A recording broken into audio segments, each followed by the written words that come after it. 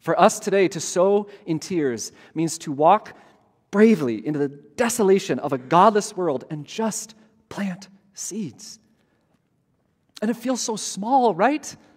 The kingdom of God starts so small, it's just like a seed, and there will be times when it feels like nothing is happening, it's not going anywhere, it's not working. But the thing is about seeds is they grow in time. So we sow on. We point people to Christ. We invite them to encounter Him in His Word. We preach the gospel.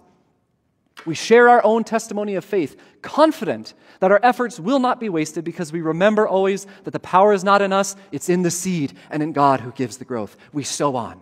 Whether it's stony soil or thorns and thistles, blistering heat or icy rain, no matter the circumstances, we sow on in the face of indifference and annoyance and rejection and hostility and scorn and yes, even persecution, because we believe that tears and toil are not the end of our story, that what God has promised, He will perform, that as He has worked mighty acts of salvation in ages past, so shall He again and again and again until all is made new. We sow on because we believe in the core of our being that those who sow in tears will reap with shouts of joy.